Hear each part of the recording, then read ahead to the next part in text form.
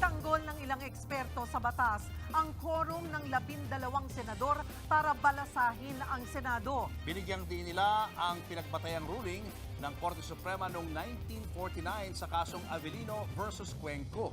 Kung ano yan, alamin sa Frontline Report ni Mean Los Baños.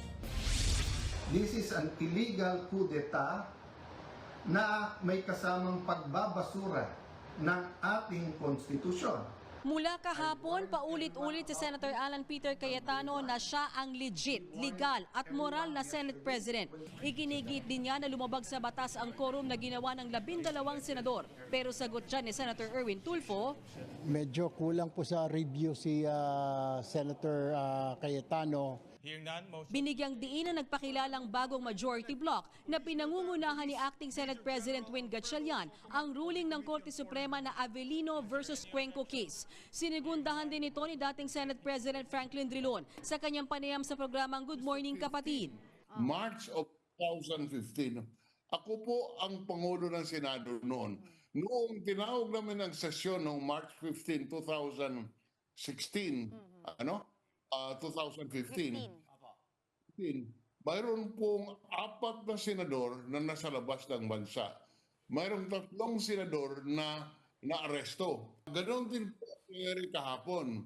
Ang bilang po ng grupo ni Senator Win Gatchalian, dahilan po sa 24 na senador, mayroong isang nagtatago, si Senator Bato, at isa po nasa detention prisoner, Senator Ingo Estrada, 22 lamang ang available senator. Pero ano nga ba ang Avellino versus Cuenco case na siyang nagpaligal sa quorum kahapon? Simulan natin sa quorum. Ang quorum galing sa Latin, ibig sabihin of whom. Ito ang minimum na bilang ng tao sa isang meeting o proseso. Sa konstitusyon, 24 ang senador, pero umuga ang numero ng mayorya. Una, nagtago si Senator Bato de la Rosa nang dahil sa nakabinbinitong warrant of arrest mula sa International Criminal Court o ICC. Pangalawa, kulong na si Senator Jinggoy Estrada na may kasong plunder dahil sa kickback umano niyang 573 million pesos sa flood control sa Bulacan.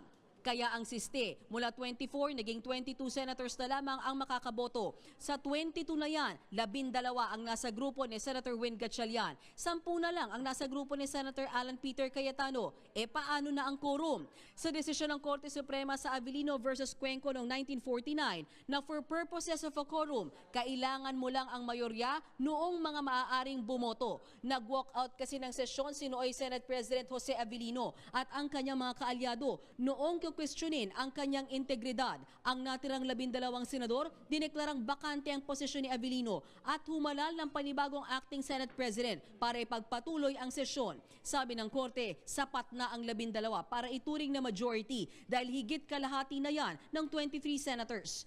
Ang pang-24th na senador kasi nasa abroad noon at hindi makakaboto. Dagdag pa ni Justice Jose Feria, ang basihan ng majority ay hindi ang dami ng mga silya o posisyon ng Senado, kundi ang dami ng mga maaaring mag-participate na mga senador. Sa Avellino versus Cuenco pa rin, ayaw sana makialam ng Korte Suprema doon sa pagpili ng mga senador ng kanilang mga lider. Pero ganun pa man sinabi ng Korte na sapat ang bilang ng mga kalaban ni Avellino para gawin ang kanilang gusto, maging ito ay ang pagpapatalsik kay Avellino o ang paghalal sa panibagong acting Senate President.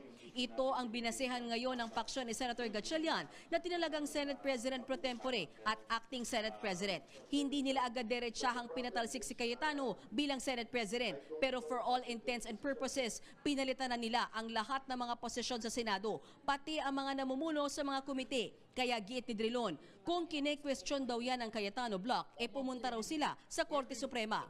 Ang dapat gawin ng grupo ni Senator Alan ay pumunta sa Supreme Court at questionin ang nangyari kahapon bilang unconstitutional at illegal.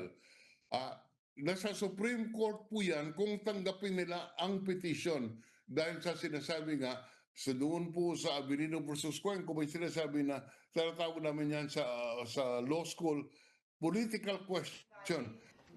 Kabilang sa kumikwestiyon sa quorum si Senators Pia Cayetano at Loren Legarda. Tanong ni Senator Pia, kailan pa raw naging 12 equals 13? Pero ang mga senador na komisyon ng 12 quorum, parehong mga senador na present sa mga panahong nag-quorum ang Senado sa bilang din ng 12. Base po yan sa Senate Journal Entries. February 11, 2009 nang magka-quorum ang 12 senador. Present dyan mismo si Senators Pia, Alan at Loren. Kaya giit ng Integrated Bar of the Philippines, lawful at valid ang quorum ng 12 senador. Ayon naman sa Associate Dean at Assistant Professor ng UP College of Law, ang meron pang ang violation ay ang hindi pagsipot sa sesyon ng Senado ng Cayetano Block. Meron pong violation. No? Una, pagdating doon sa rule nung patakaran na dapat hindi na lang po pumasok yung mayorya, no? Yung lumang mayorya ng walang abiso, mukhang paglabag po yun sa rules ng Senado mismo. Sa patakaran po kasi nila, pwede po talaga mag-postpone ang Senate President ng session, ngunit kailangan niya konsultahin yung minority leader at yung majority leader. Nagbabalita mula sa Frontline, Mean Los Baños, News 5.